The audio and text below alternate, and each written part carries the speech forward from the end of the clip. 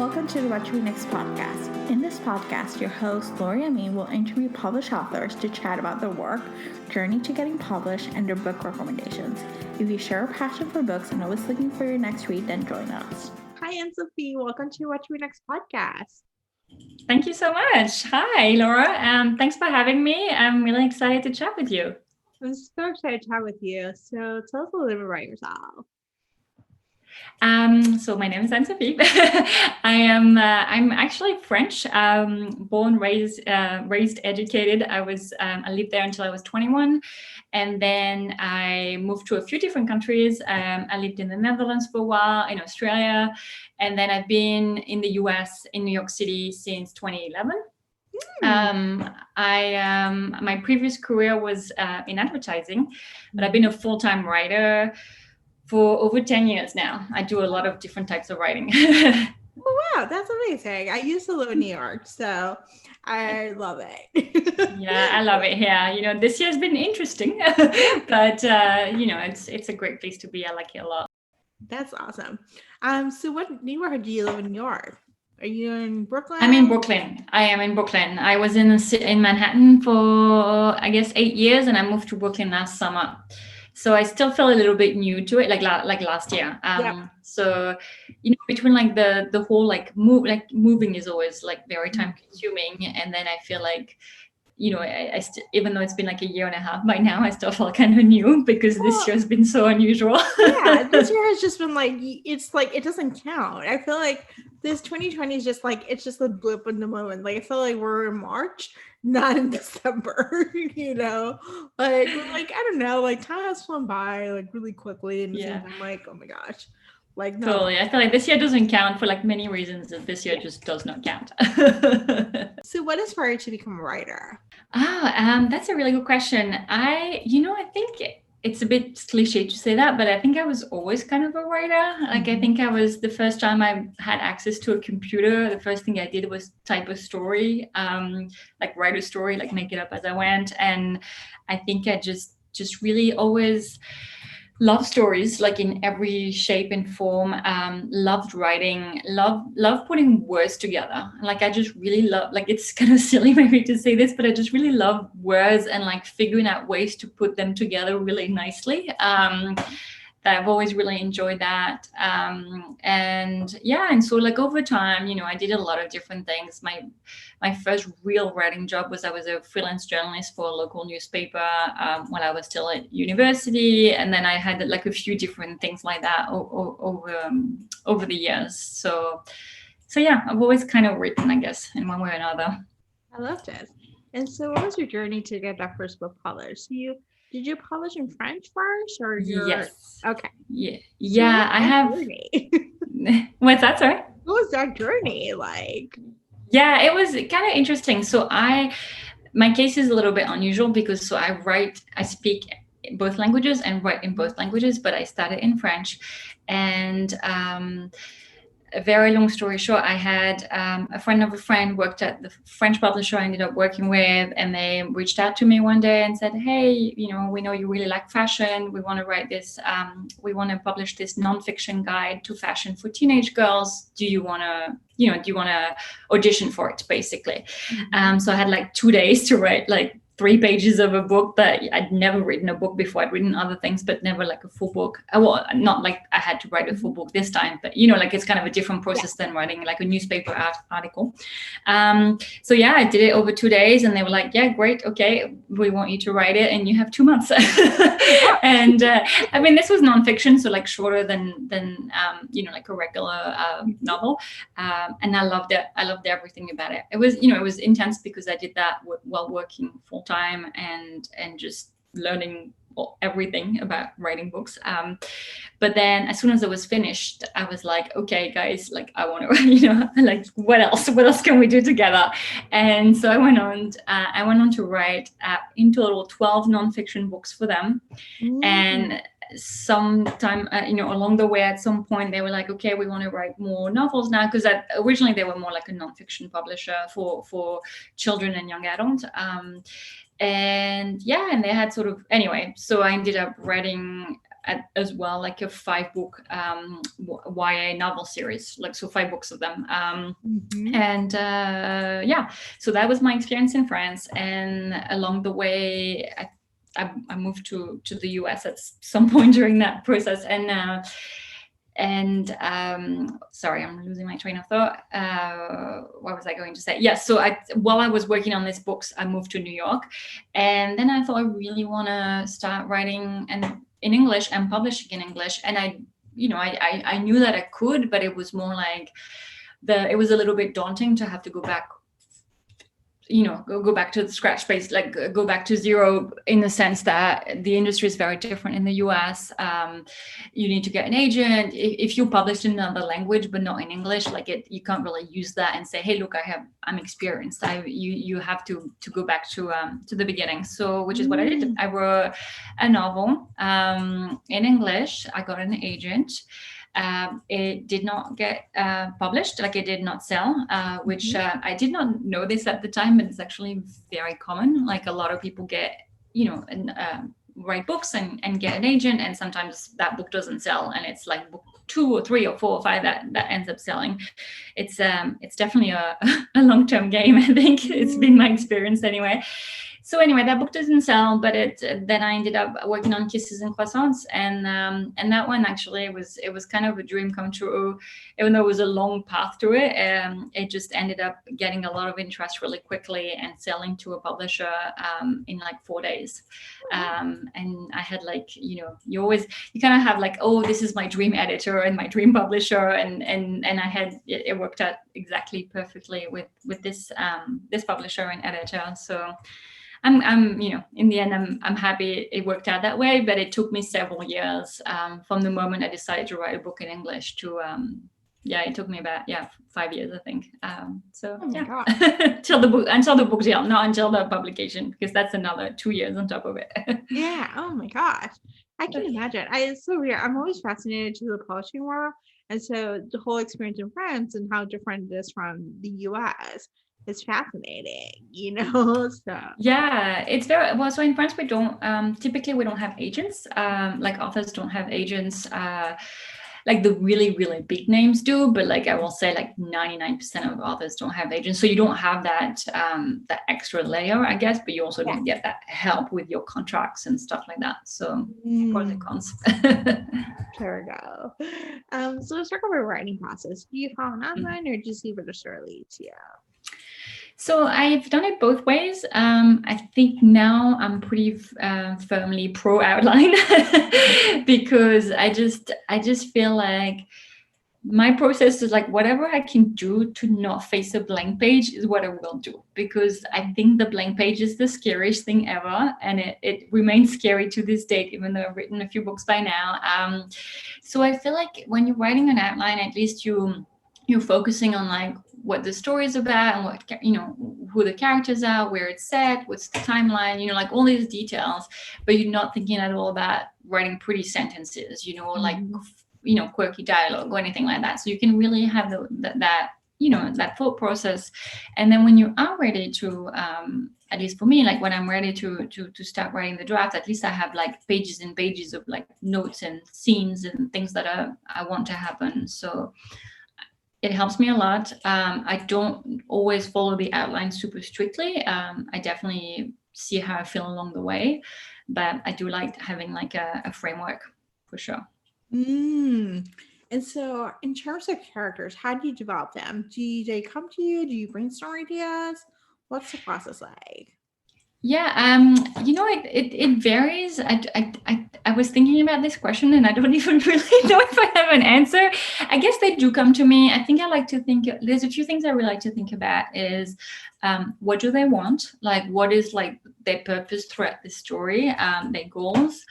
And I like to think about what stands in their way as well. But I'm always kind of intrigued about like family backgrounds. Like I feel, especially in YA, I think it's especially important because how you were raised, and where you were born and raised, and sort of what environment you grew up in can really affect you, I think, as a person, but so as a character as well. So I kind of like to think about the environment they were brought up in. And I don't really do too much work in terms of what they look like. I mean, that kind of comes to me, like I sort of like picture them roughly, and I don't really like, I quickly picture them roughly, and I don't really need to like put a lot of like time into that. Like that's sort of more like intuitive, I guess. And I do brainstorm, I think, ideas. I find it even more important for side characters.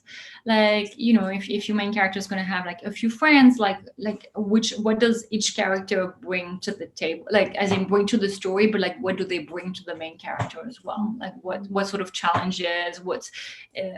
Do they add? So that's not a very straightforward process. Like with characters, it kind of comes and goes, and I do sometimes change character aspects of the development, like in draft 3, so it's definitely, it's not worked out from the start. Not all of it anyway. Yeah, I think it's just part of the writing process. You discover the characters as you get the story into it. You start discovering like what the characters are doing, how they're supporting each other, how different aspects will evolve. So it makes sense that it does change, Yeah, very, very true. And I think also it's trying to figure out, like, as you learn to know them better, you're like, well, then she would never do that. Like there was something I had planned in my outline about like a plot point or something, an action she would take. And then I'm like, well, I no longer believe that she would actually do that. So I have to change it for it to make sense with what her character is, for example. Yeah. And so let's talk about Kisses and Croissants, which is by far one of my most anticipated new releases for. Oh, thank you. And I got to read it, and I loved it. Oh, thank you. I'm so glad to hear that. Yeah, it was perfection. The way I can describe it is center stage, which I don't know if you've seen the movie. Yeah. Paris meets, and then the French kiss. Like it's like all the goodness of just being somewhere in Paris with ballerinas, which is so good. Oh, I'm so glad to hear that. I mean, that description, I think, is exactly spot on. That's a little bit of ballet, a lot of Paris, a romance, and a little bit of mystery on the side. Yeah. So what was the source of inspiration? So many things. But I will say that I think what I really wanted to do is write a love letter to, I'm going to start this sentence again. What I really wanted to do is write a love letter to Paris. I think I grew up outside Paris, about 40 minutes southeast. And I've always loved the city deeply. I've never lived there, but I've gone there many, many times, obviously. And I just, every time I go, even though I'm French, like I very much go as a tourist, and I always figure out a way to spend 2-3 days by myself in the city. And I'm like the biggest fan, I just love walking around, and I just love everything about it. And I think it was this idea of like having, a very fun, lighthearted romance with, Paris as not just a backdrop, but like with Paris as a character of the story. And so all the other elements sort of came a little, like second place, I guess, to me, even though when you're reading the final book, it might, the ballet element obviously is very important to the story. But the thing about that is I'm also a big museum buff. Like I go to a lot of museums, and I love going to art exhibitions. And I, there were stories going around about Degas and paintings and his ballerinas. And I think I sort of like all of these elements sort of worked, their way into the story. I love the whole Degas, storyline about the ballerinas and connecting with the long lost family. And so it just felt like, I think it's just the meet cute, just sitting in a scooter, just sipping through Paris seems like a fun, adventure. Yeah, see. Well, it was also, it gave Mia and Louis like fun things, like other than just going on a date, they had like an adventurous date. So it was kind of for me, it was kind of nice to weave that in. Yes. So let's talk about Mia and the ballerina. What was your research process to get into the mind of the lead ballerina? and I audition and best companies and all the ballet and just one leg, Yeah, so I did a lot of research on that. Like that was definitely the aspect that required the most research. So many things. So I bought books, like nonfiction books on like guides for ballerinas, basically, that explain like all of the steps, and but not just that, like all of the clothing. Like usually have schools that organize. No, that sort of like there's so many aspects to it. I watch documentaries, like specifically Misty Copeland's. Like the documentary on Misty Copeland. I mean, there are others. I watched Center Stage. And what else? I did, what I found extremely helpful as a tool is YouTube. Mm-hmm. There are so many videos on YouTube of, ballet schools for sure, like sequences of like Swan Lake, that is in the book, that really helped me like break down the steps and, being able to describe them.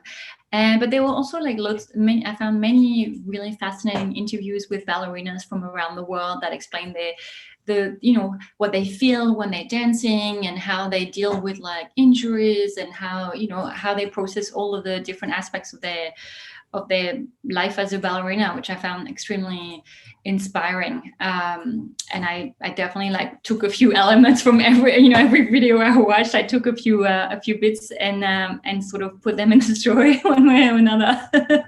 I love this. Yeah, it just felt immersive.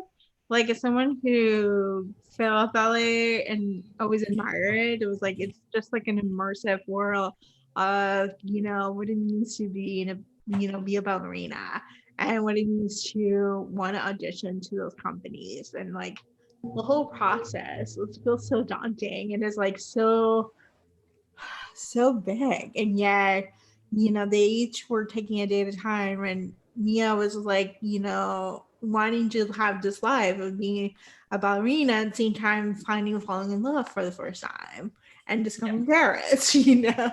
Like, it's a lot. it is a lot, but I think it's a YA book. Like, it's a coming of age story.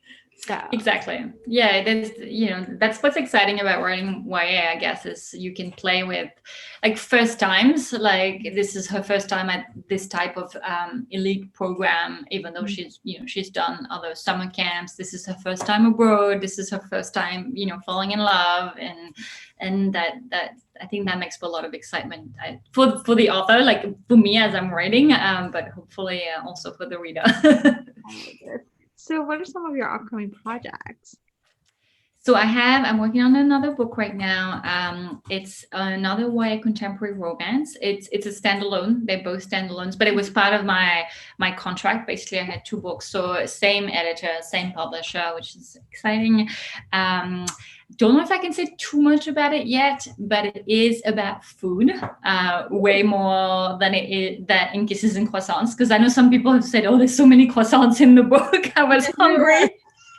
Well, this new book has a lot more food. So yeah, I don't know if I can say too much about it yet, but it's YA. It's in the world of in the food world. Let's put it this way, and it's I have a draft due to my editor soon. Oh my gosh. I'm working pretty hard on it. That is really exciting, and I can't wait, and you got me a food. Yes, because there's quite a few mentions of croissants. Like, croissants made an appearance, Yeah, yes. And all the other delicious things that we have in Paris, So I can't imagine a food book. There's going to be more delicious stuff. I hope so. I mean, I'm that's, it's kind of, you put so much of yourself into a book, I think, because definitely the fact that there's so many mentions of pastries and Kisses and Croissants, that's very personal. I'm just like, I have a huge sweet tooth, and just writing about pastries makes me happy. So I just put them in. I love this. So this is awesome. So now let's go to a round of book recommendations. It's an opportunity to share with our audience what they should read next. What is your favorite genre? I read a lot of genres. I would say I'm like, I just really run the gamut. I like general fiction, literary fiction a lot. I read rom-coms. I read women's fiction, even though I don't love the term, but that's what it's often categorized as. I read YA, obviously. I also really like thrillers and mystery novels. So yeah, I read a lot of everything. And this year I read a lot, and a lot of the books that I've loved this year have been like really huge hits, like Beach Read and The Vanishing Half were probably two of my favorites. But I thought I'd recommend a few books that are on my to be read pile right now, that are coming out early next year, like a few fellow YA authors that have books coming out soon. One I just finished is actually a YA thriller. It's called The Obsession by and I'm sorry if I mispronounce anyone's names, but by Jessie Q. Sutento. It's kind of like a mix of, I don't want to say too much, but like a mix of You and One of Us is Lying. So it's about, there's kind of about a stalker and the girl he stalks and how she gets revenge, basically. I won't say more, but I was really, it was definitely a page turner, and I was, I finished that very quickly. I was really into it. A few other books. So it's funny because I recently connected with a few other authors who have books similar to mine in the sense that it has to do with another culture. So a few of those that just got the arcs and I'm just about to dive in. One is called Love in English by Maria E. Andrew, which is about a girl who moves from Argentina to New Jersey and, struggles to learn English and fit in. Another one that I'm really looking forward to is Tokyo Ever After by Emiko Jean. This is kind of pitched. I don't know too much about it, but it's pitched. Oh, you read it? Okay, yeah. So no spoilers. Princess Iris meets Japan. Crazy Revisions. It's delicious. You're gonna. Yeah, is it? I just got it. I think I'm just getting it like in a few days. But it's been on my list for a little while. So I was very excited to know that I'm getting an advanced copy. And the last one I'll mention is Hot British Boyfriend by Christy Boyce. It's about a girl who flees the US. I think she's based in the US. Yeah, she after she gets rejected by her crush, she moves to England and I'm guessing she meets a boy there. I haven't read it yet, but it's on my list, and it sounds really fun. I kind of always I love when there's like a strong setting in a story. So those are books that I'm looking forward to reading over the next few weeks that come out next. All of them come out in the next, like the first few months of 2021. Oh my gosh, I'm so excited. You just gave me more books to check to add to my TBR. I do have Love in English and I've been meaning to read it. So thank you for helping me add it to the TBR. But never good. Yeah, it's like I've been buying books endlessly this year, and I'm getting to the point where I need to read a few more before I'm allowed to buy one more, because it just never ends. But like I said, I love reading in so many different genres that it's very easy to find new books I want to read. I love this. Tell us where you can find you online. I can. I'm pretty much everywhere at Anne Jouhanneau. So that's ASJOUHANNEAU. I'm on Twitter. I'm on Instagram. More on Instagram than on Twitter. And yeah, I have a website as well. So that's just basic information. So that's where you can find me. Thank you, Anne Sophie, for being on the show. Yeah, thank you so much, Laura, for having me. It's been really fun chatting with you. Thank you for reading Kisses and Croissants, and I can't wait for this episode to come out. If you enjoyed this podcast, feel free to share with friends, subscribe, rate, and review the show. This is the easiest way to support the podcast. For book recommendations, author interview archives, and other fun book resources and tips, please visit WatchReadNextBlog.com. The Watch Read Next podcast is part of the Frolic Network. To discover new shows to listen and love, please visit frolic.media/podcast.